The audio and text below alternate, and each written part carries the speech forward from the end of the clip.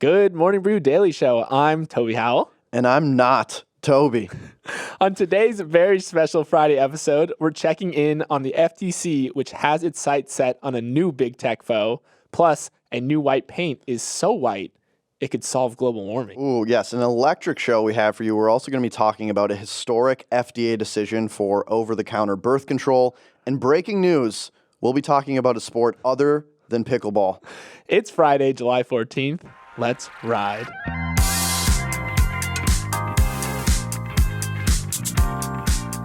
All right, not Toby. It's our first show without Neal, and it feels like our parents are out of town for the weekend and we're about to throw a rager. That's the perfect metaphor.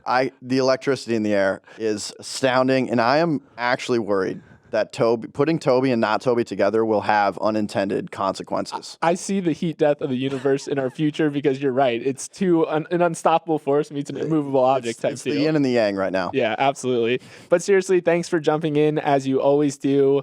But Neal's parting words to me before he left for Portland on Friday was, don't forget to do fast week and slow week. So here I am not forgetting, Kyle.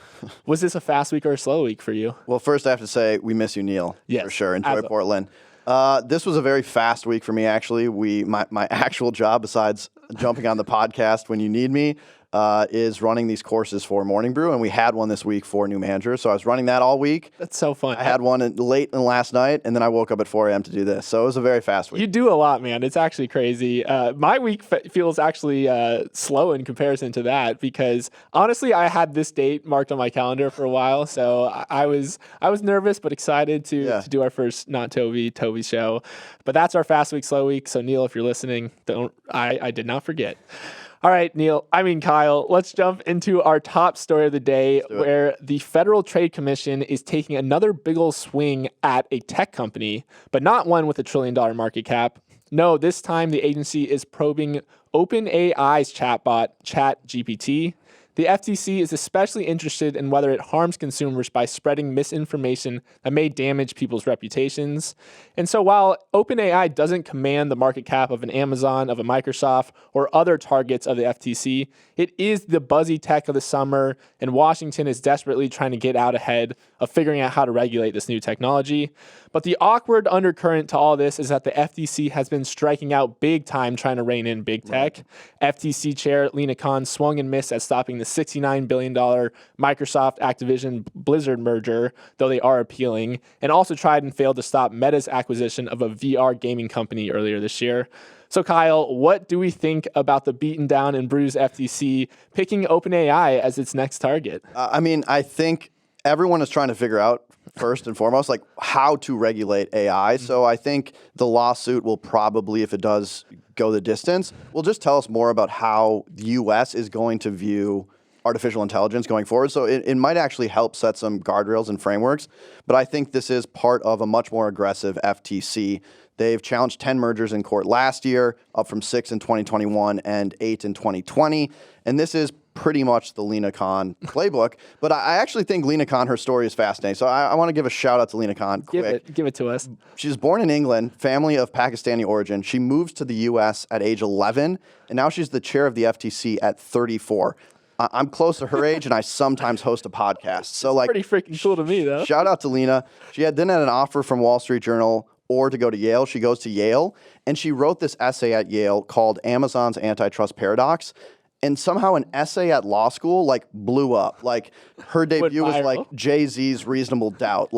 It was huge, and it actually gained a lot of traction. And in it, she said, we can't just look at consumer welfare, which is what the FTC normally would do, making sure that consumer prices don't go up because of monopoly. She said we have to have a much more expansive view of monopolistic practices. So that's what they've been doing. It looks like they're going to continue doing that with OpenAI and Twitter and others. Yeah, and just to go back to the question of how do you regulate something like ChatGPT or OpenAI, there's been all these questions around how artificial intelligence models are trained. And actually, Sarah Silverman, the comedian, sued OpenAI and Meta for copyright infringement literally this week because she said that they were reproducing stuff that she had written way too closely to how she had originally written it. And then remember, there was this Australian mayor back in April that threatened to sue ChatGPT after it just made up the fact that he was involved in a bribery case. So these are some of the questions that why the FTC has kind of turned its laser beam onto OpenAI.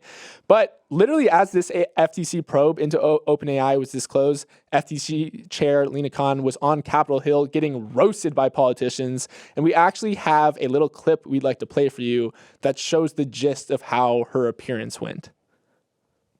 Determinations. But are you bringing cases that you expect to lose? Could you repeat Are that? you bringing cases that you expect to lose? Absolutely not. Okay. Well, your track record seems to suggest otherwise. So clearly it did not go well, and both sides of the aisle were actually jumping down her throat. Jim Jordan, who's Republican, said the FTC had unchecked power. Democrats agreed a little bit, saying that the protection of consumers, which is the FTC's job, is not a political thing.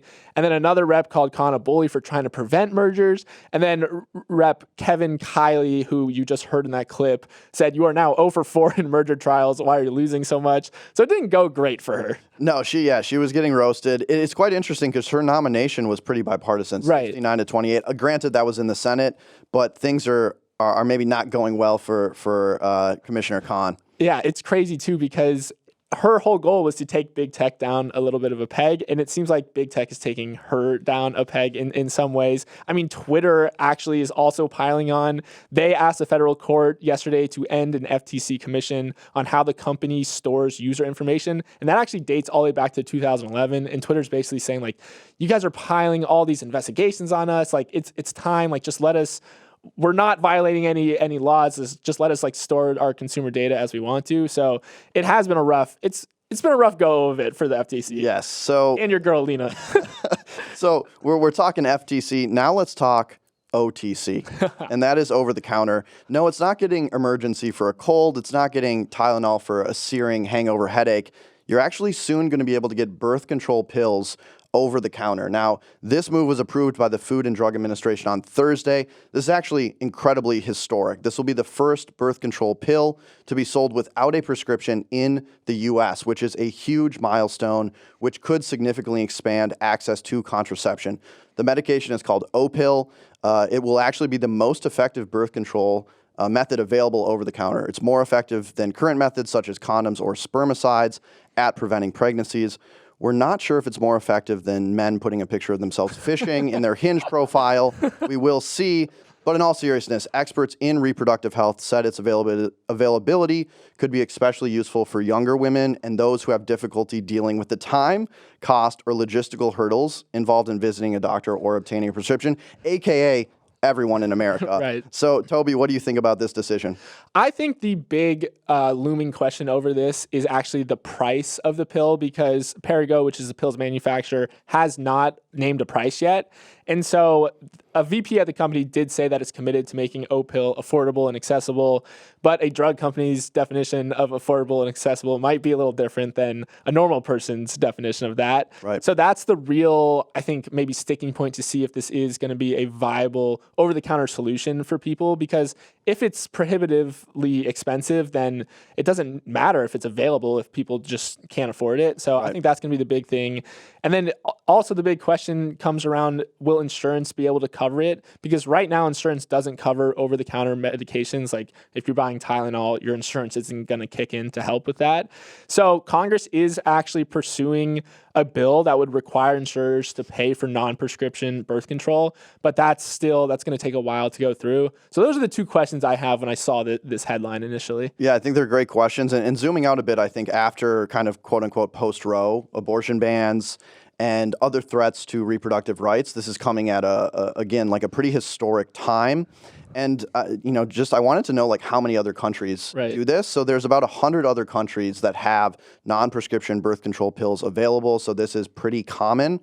And estimates say that about 19 million women living in areas that lack health centers could really benefit from having more contraceptive options. Yeah. I mean, again, it's breaking ground in the U.S., but like 100 other countries already have some form of over-the-counter over-the-counter pill. And so it is again, it's historic for like the current moment you're in. You're totally right, but like this is not historic in the grand scheme of how other countries approach reproductive health.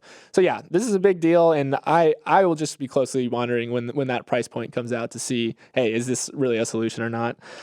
All right, let's move on. So on Wednesday's show, we actually mentioned that there was a big conference going down in Sun Valley where financiers and media moguls and billionaires get together. Yeah, I got my invite. You got an invite. Yeah. Ours is lost in the mail. Come on. Maybe it said Toby. Yeah. Not Toby. I told them I had to do the podcast instead. Yeah. I love that for you. So Disney CEO Bob Iger was one of the names we mentioned to keep an eye on. And boy, were we right. Iger gave an interview yesterday that was absolutely filled to the brim with revelations about the future of the company that he leads. First and foremost, it came out that Disney extended Iger's contract 2 more years to keep him at the helm till 2026. And in that time, it looks like Iger will be in fat trimming mode. He entertained the idea of selling off Disney's linear TV assets, which include ABC and cable networks like Nat Geo and FX, because he kind of thinks that traditional TV is dying. He did make sure to clarify that ESPN isn't on the chopping block as of now, but the company would be open to taking on a strategic partner for the sports network. And then finally, he dropped a bomb for some super fans saying that there will for sure be a pullback in content spending and creation for the Star Wars and Marvel franchises. Kyle, so many sound bites there. Any of those stand out to you in particular? I have a few, but first I have to say Bob Iger is the worst at retirement in the history of the world. He's addicted. He's addicted to the game. He is literally trying to Mike Jordan us. He retired briefly. He's coming back, and he's looking to try to three-peat again like Mike. But he is facing a lot of battles, right? The strikes, the decline of linear TV. He has a duel with DeSantis. Pixar's underperforming, tough macroeconomic environment. So he's got a lot to worry about, but I feel like he actually loves that, and his track record is not one to bet against. The things that I'm quite interested in are, one, he talked a lot about focus, and I think during COVID, companies experimented. They tried producing a lot of content. Now it is kind of the year of focus where they're trimming the fat, so to speak, as he said, and really doubling down on what is working. And then the second thing is, I got to say, when he said they're going to pull back on Marvel, that made me so happy. I know. This might catch me some flack. I can't stand how many Marvel movies there are. Ant-Man and the Wasp: Quantumania debuted as the 31st film in the Marvel Universe. Every time I try to watch one of these movies, it's like I need to watch 7 prior to understand what's going on. You need a PhD in Marvel studies. Yeah. So thank you, Bob, for doing that. That got me excited. There is an odd sort of symmetry to these planned moves, because some key Bob Iger moments from the past were acquiring Marvel, acquiring Lucasfilm, who makes Star Wars, and acquiring Pixar. And now he's kind of gambling on himself by doing the exact opposite, cutting down on these major mainstay franchises.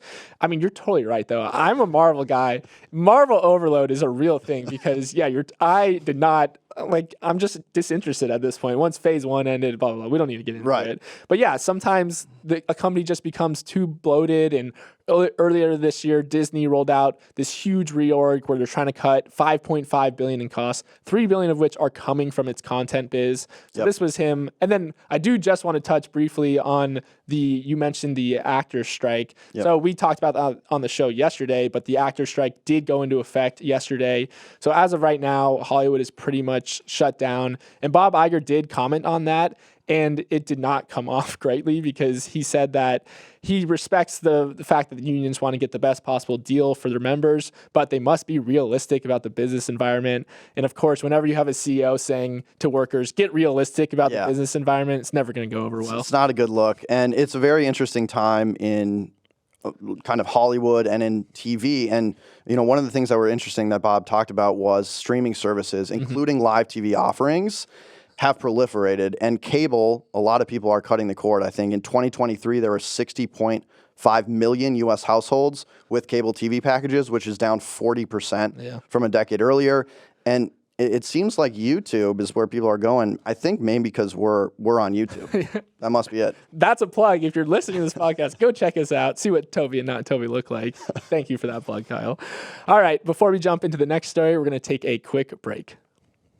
All right, Kyle, we are back with our Friday segment, Stock of the Week, Dog of the Week, where we check in on one stock that you would bring home to your parents.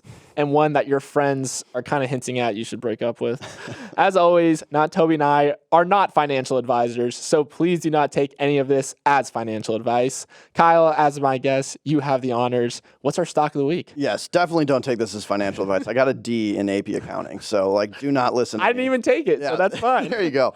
So my stock of the week is actually Nikola, which is the EV company specializing in hydrogen-powered trucks. Now, you actually might remember Nikola from a few years back because they kind of did everything during COVID that a company could to get attention. They came out of nowhere and they went public through a SPAC in 2020. Then their original CEO, Trevor Milton, was convicted on securities and wire fraud. And then they named their company Nikola, as in Nikola Tesla, the famous scientist. Maybe you've heard of the last name Tesla, which was already taken by another car company. So they really did everything they could to get attention. With that being said, they're trying to turn the corner and become actually legit. They've hired Michael Lochseller as CEO, who has worked in the auto industry for decades. He was the CFO of Volkswagen and Mitsubishi. And they just announced just the purchase of 50 Nikola hydrogen fuel cell electric vehicles for the transport of hydrogen gas. So very cool technology. Shares are up 34% to a whopping $1.84, so which is a long way to go from their high around $70. But look, the EV craze is heating up. They're looking to be a significant player, but it is going to be tougher. Higher interest rates, car companies need a ton of capital, but they have a long way to go. We love a good comeback story, though. So my stock of the week is Nikola. I want to own a Nikola and a Tesla, so good luck to them. I cannot believe that we were talking about Nikola in 2023 because, we left him for dead. Yeah, he got Trevor Milton got. Story.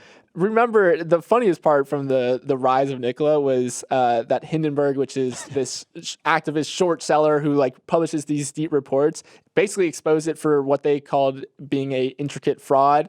And they also accuse it of rolling its truck down a hill during a promotional video and like passing it off like that it was driving, which is hilarious because they were right. Like Nikola did admit to rolling a truck down a slight incline and saying, look at this thing go. But yeah, I think this is, so the deal that actually made the stock jump 30% is a kind of I scratch my back, you scratch your back thing. It's with a hydrogen fuel transport company. And so they both agreed to deals to each other. The hydrogen transport company will buy some of Nikola's trucks, and then Nikola will actually use the technology that the hydrogen transport company is coming up with. So it's kind of a good deal. And like this, I don't know if we're not financial advisors, but like if Nikola is actually back, like hydrogen powered vehicles is a huge potential business, which is why we're still talking about Nikola to this day. We just can't quit it. Yeah, exactly. All right, Kyle, our dog of the week is Progressive Insurance. While Flo was out at the Barbie movie premiere, I'm literally not making that up. She was at the premiere. The insurance provider was getting hammered in the markets. The stock fell 13% yesterday after it reported some less than stellar earnings. Basically, it's a very weird time to be an insurance provider. Car insurance is getting more expensive. But while that sounds like a good thing for an insurance provider, that affects everyone from consumers to automakers to repair shops. So even though Progressive is charging more for insurance, fixing cars is also getting more expensive, which we talked about on yesterday's show. So sales are up, but the price to fix a car is also up, so it's pressuring profits. All that to say that Progressive has a 1% profit margin from insurance underwriting last quarter, which means they essentially didn't make any money from writing insurance. It's a very weird time to be in the insurance game. Yeah, I think your point about Flo at the beginning was huge. She got too big, and she needs to get back and focus on the core competency of the business because we know she's an all-star when she's locked in. So good luck to Progressive. I do love that she's a celebrity that goes to red carpets though, or pink carpets in the case of Barbie. She's incredible. So Toby, let's move on to a sports segment now. We've talked about pickleball on the show. We talked about paddle on the show, which is still my favorite, by the way. We've talked about golf on the show. There's actually a new sport in town in the U.S., and that is cricket. So this week, Major League Cricket will play its first ever game in the U.S., and every last ticket to the highly anticipated opener has been sold out, and this is an iconic match. We have the Texas Super Kings on one side. We have the Los Angeles Knight Riders on the other side. Now, why is this a big deal? Cricket has a long way to go in the U.S. Only about 1% of U.S. consumers say they actually follow cricket, so there is huge potential for growth in the sport, but it is one of the most popular sports in the world. They have a huge following in India, South Africa, Australia, Southeast Asia, UK, UAE, all over. And the sport has been kind of steadily growing in popularity in the U.S. for years, particularly in areas with large South Asian populations, including Houston, New York, and Los Angeles. And the Dallas-Fort Worth area has more than 220,000 Indian Americans itself. And so this has kind of been slowly creeping up. It's still at 1%, but there's actually tons of investors pouring lots of money into this, including Satya Nadella, the CEO of Microsoft. Are you pickleball or are you cricket, Toby? Okay, you know I'm team pickleball for life, but I'm also team cricket because, yeah, there's a ton of factors that are kind of pushing this, mostly the money that's behind it. The investors, including Satya Nadella, they're promised to pour $120 million into this new venture. So whenever there's money, there's usually a good chance of success. So I do think that gives cricket its best chance to gain a foothold. In addition to all these other factors that you've mentioned, I do just want to check in on the team names a little bit because they are freaking hilarious. You got the Washington Freedom, the Seattle Orcas, the MI New York, which is apparently a cricket type of naming genre, and then the Los Angeles Knight Riders, as you said, and then my favorite, the San Francisco Unicorns, which is just a hilarious classic Silicon Valley. Yeah, like I love that they're like, you get it? You see it? The unicorns in San Francisco. So, and I also did a little digging into cricket's history in the U.S. because I was wondering, like, why has this sport not caught a foothold in the U.S. when it has obviously other places in the world?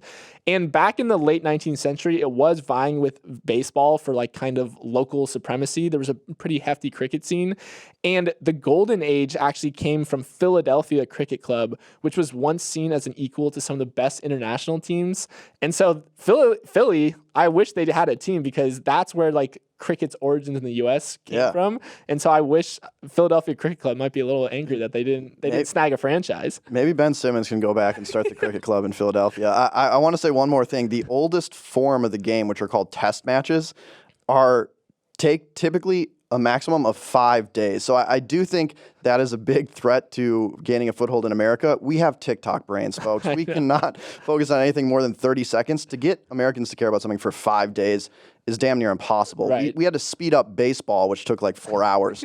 So that might be the kind of death blow to cricket in the U.S. Although the MLC, Major League Cricket, they are playing a different version called T20, which is basically a much shorter, much more condensed version that's right around 3 hours. It only consists of two innings, one inning for each team, and those innings last around 70 minutes each. So I do think that MLC recognized the fact that, yes, U.S., we have TikTok brains. We can't pay attention to anything. So they tried to reduce it to like a 3 hour, more in line with the baseball game. So I like it. They're smart. We're bullish on cricket. Yeah. Let's get it. All right, Kyle, for our final story on this Friday's show, it's especially pertinent given how flippin' hot it's been. Scientists have invented the whitest paint ever, and they think that it can help with our ever-warming climate. So the New York Times did a big interview with the professors who created the paint this week. And get this, it is so white, it reflects up to 98% of the sun's rays away from Earth's surface and up through the atmosphere and into deep space. Here's the kicker. One of the researchers calculated that if the ultra-white paint were to coat between 1% and 2% of the Earth's surface, which is slightly more than half the size of the Sahara, the planet would no longer absorb more heat than it was emitting, and the global temperature would stop rising.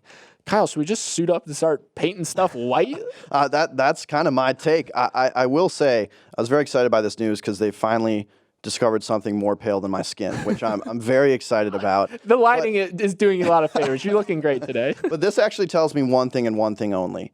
The organization that can most positively impact climate change in the entire world is HGTV. What I need HGTV to do is to get hooked on climate change. I need this white paint in every episode of The Property Brothers. I need Chip and Joanna Gaines to have their own line of this white paint. Like, they need to double down on this, and we will easily get to 1% to 2% of the world covered in this stuff by 2024. As you noted, the heat is crazy. We've issued a heat warning for 115 million people on Thursday in 15 states. So we definitely need to cool the climate down. And clearly we're exhausting all options. I will say the scientist that has worked on this said this is definitely not a long-term solution for climate. This is something you can do short-term to mitigate the worst problems, but we actually are going to have to, have a serious thing to solve climate change as well. Not just but roofs. It's very cool, and I'm glad we're kind of exhausting all the options. This can cool rooms down like massively temperature wise, and can cut air conditioning needs by 40%. So it's very cool technology. Yeah, it's in the old technology too, because actually, if you've ever been to Greece, have you seen that all the buildings are white? I don't know why this never sunk in for me, but like in Santorini, Greece, for instance, all those beautiful white stucco buildings you see, that's because it's very hot and they're trying to reduce temperatures there. I don't know if everybody knew this and not just me, but the idea of painting a structure white in order to cool it down is something that goes back since like the beginning of humanity, basically. Who would have thought that paint is like the most advanced technology for cool in the world? It's fantastic. I'm definitely going to go purchase a gallon right after the show. But that is all the time we have for today. Always a pleasure to have you in the studio, not Toby. Neal's out, so this is my first time rolling the credits. Here we go. You can hold your applause. If you want to send us a note about our first Toby, not Toby show, our email address is morningbrewdaily@morningbrew.com. Emily Milliron is our editor and producer. Samantha Velez and Raymond Liu are our associate producers. Uchenna Waugu is our technical director. Billy Menino is on audio. Hair and Makeup joined the San Francisco Unicorns for their inaugural season. Good for them. Devin Emery is our chief content officer, and our show is a production of Morning Brew. Have a great weekend.